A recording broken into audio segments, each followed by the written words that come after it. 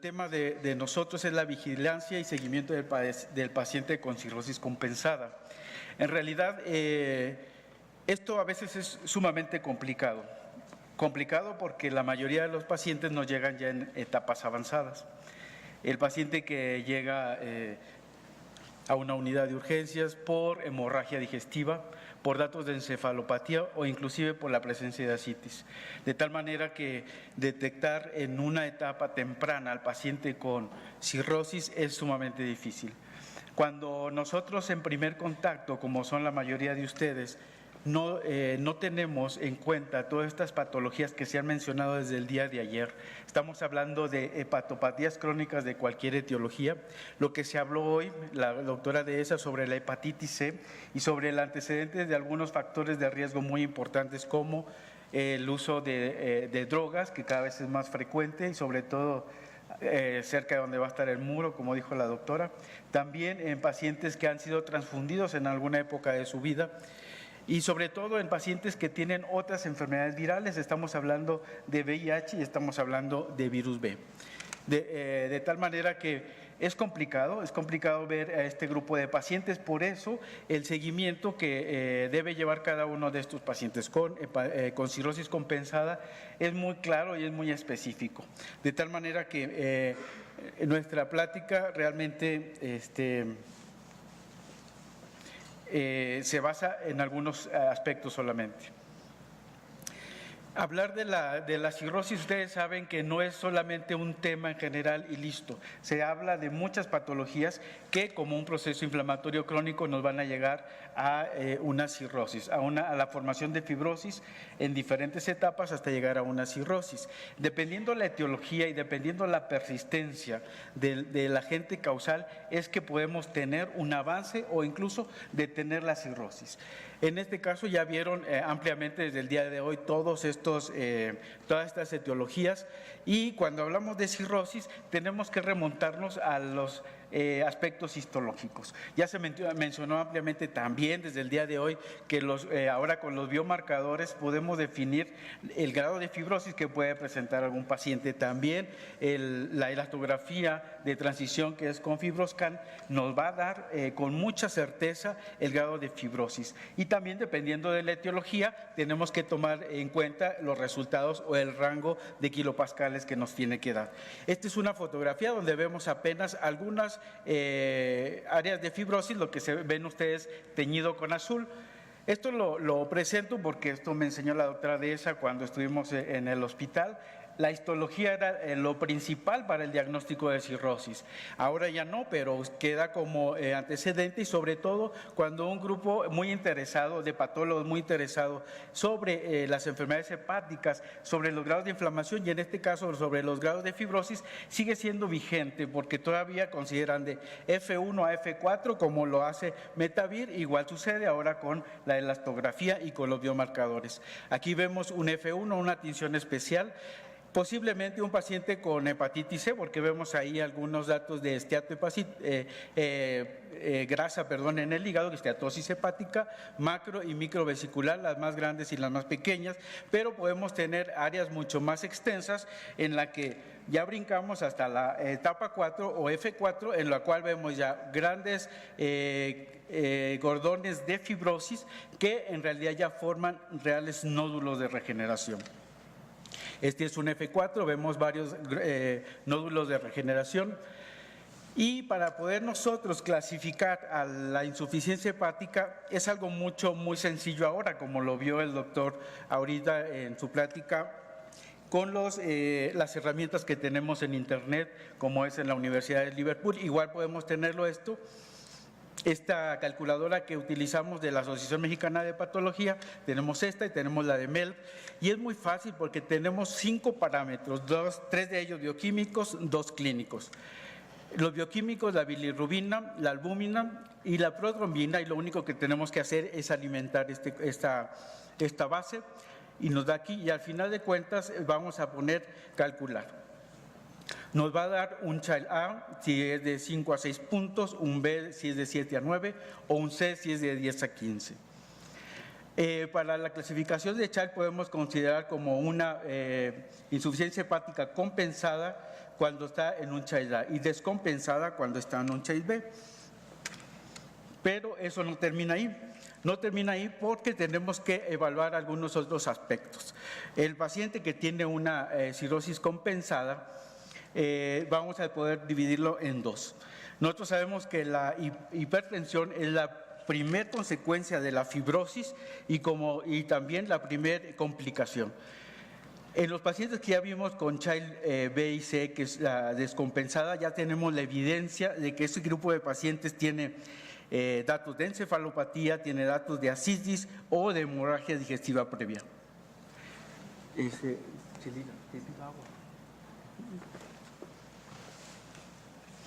En el paciente que tiene una cirrosis compensada lo vamos a dividir en dos. El paciente que tiene una hipertensión portal leve y el que tiene una hipertensión portal significativa. De tal forma que nosotros vemos que la hipertensión portal es la que juega el principal papel respecto a la evolución, a la complicación de una cirrosis. Cuando hablamos de la hipertensión portal y para poder clasificarla correctamente, vamos a tener que el gradiente de presión venosa portal es el que nos va a dar la pauta para ello.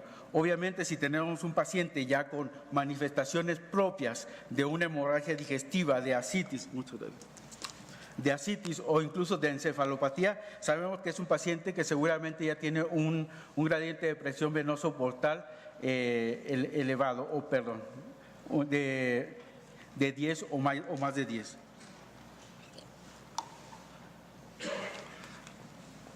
Muy bien. En el gradiente de presión venoso portal, en un paciente con hipertensión portal leve, este va a ir de 5 milímetros de mercurio, mayor de 5 milímetros de mercurio, pero menor de 10 milímetros de mercurio. Y en el paciente con una hipertensión portal clínicamente significativa va a tener un gradiente mayor de 10. Este es el grupo de pacientes con una cirrosis compensada que debemos tomar en consideración. Enseguida se va a hablar sobre el manejo del paciente con hipertensión farmacológico, del paciente con hipertensión portal. Sin embargo, aquí yo traje algunos aspectos sobre este procedimiento o estos aspectos que lo que buscamos en ese grupo de pacientes con cirrosis compensada y con hipertensión portal clínicamente significativa es evitar el primer evento de hemorragia digestiva. Ya me trajeron. Evitar el primer evento de hemorragia digestiva. Y los estudios nos han enseñado que los beta bloqueadores no selectivos son los que van a lograr o los pueden llevar a una disminución en el riesgo del primer evento de sangrado. También va a depender si es un paciente que tiene una hipertensión portal con varices, una cirrosis hepática con hipertensión portal clínicamente significativa, con varices o sin varices. Y también si son varices pequeñas o si son varices medianas a grandes. Entonces, en este grupo de pacientes lo que vamos a utilizar es, preferentemente puse solamente propranolol con nosotros porque es lo que tenemos, es a lo que estamos más familiarizados y es lo que se recomienda a nivel internacional, que debemos utilizar el beta bloqueador más conocido y con el que mejor nos podamos acomodar. Obviamente ya hablarán sobre la profilaxis primaria con ligadura de varices esofágicas y las dosis que se recomiendan en el paciente que ya tiene una hipertensión portal clínicamente significativa y con varices esofágicas medianas a grandes sería iniciar con propranolol de 20 a 40 miligramos vía oral 2 veces al día, y nuestro control va a ser que nuestro objetivo, va a ser que lleguemos a una frecuencia cardíaca de 55 a 60 latidos por minuto.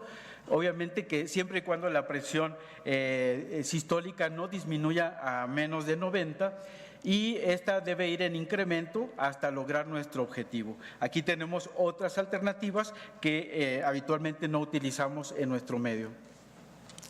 Este es un trabajo en el cual lo que hicieron fue identificar a los predictores de descompensación clínica, y volvemos a hablar sobre el gradiente de presión venosa hepática. ¿Por qué? Porque en este estudio Fue una población de cirróticos compensados y que tenían una hipertensión portal media de acuerdo al gradiente de presión venoso que se realizó. Fueron 213 pacientes que no tenían varices. El gradiente de presión venoso medio fue de 11 milímetros de mercurio. Eso significa que la mayoría de ellos estaba con una hipertensión portal clínicamente significativa, y el seguimiento fue a 51 meses. Durante todo este recorrido, lo que sucedió o lo que observaron es que hubo 10 pacientes que murieron no relacionados a hemorragias, 12 pacientes tuvieron que ser trasplantados por otros motivos, 129 sobrevivieron con sus estados basales y 62 se descompensaron. Y las descompensaciones principales fueron la citis, la hemorragia y la encefalopatía, como lo dijimos desde el principio. Son los datos clínicos y bioquímicos que el paciente presenta cuando ya hay una descompensación. De tal manera que en este grupo de pacientes, si no podemos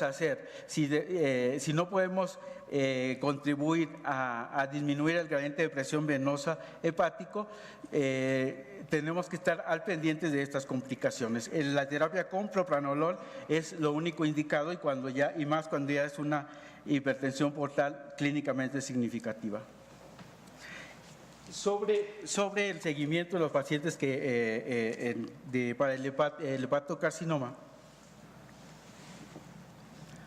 también en este grupo de pacientes de 213 que tenían cirrosis compensada, tenían hipertensión portal sin varices y también estaban bajo protocolo de beta bloqueadores para prevenir varices. En ellos el gradiente de presión venosa hepática también se consideró como de 10 a 11 milímetros de mercurio. De ellos desarrollaron carcinoma hepatocelular o hepatocarcinoma el 23 de 213.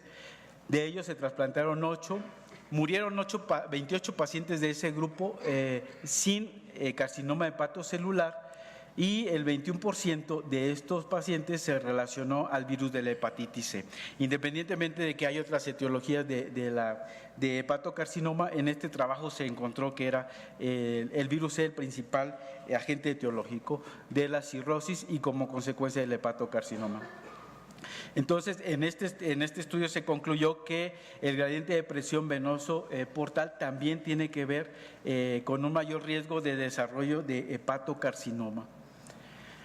Y a quién debemos seguir o quiénes debemos tener en cuenta nosotros como pacientes que tienen un riesgo alto de hepatocarcinoma, pues son los pacientes que ya dijimos que tienen pacientes con cirrosis, pacientes que ya están con una cirrosis avanzada. En realidad, todo este grupo que tienen incluso desde fibrosis avanzada pueden desarrollar hepatocarcinoma, y más en el paciente que tiene relación con el virus de la hepatitis C. Y la recomendación en nuestro objetivo de vigilancia en el paciente con cirrosis compensada es realizar un ultrasonido cada 6 meses para detectar oportunamente esta complicación. Muy bien. Si se dan cuenta, en el paciente con cirrosis compensada, las únicas vigilancias que debemos realizar son el posible riesgo del desarrollo de un hepatocarcinoma, vigilar estrechamente los datos de hipertensión portal que pueden avanzar, que ciertamente no podemos contar en todos los hospitales con la determinación del gradiente de presión venosa hepática. Sí debemos hacer por lo menos cada 6 meses un ultrasonido y alfa-fetoproteína con el objetivo de detectar oportunamente el hepatocarcinoma. El paciente que tiene hipertensión portal clínicamente significativa, pasarlo a otra etapa de seguimiento en el cual va a controlarse las varices esofágicas, dependiendo del grado de ellas, ya sea una profilaxis primaria con ligadura o bien terapia farmacológica. Nunca o no está recomendado el uso simultáneo de ligadura con beta bloqueadores. Eso es lo que tengo para ustedes. Muchas gracias.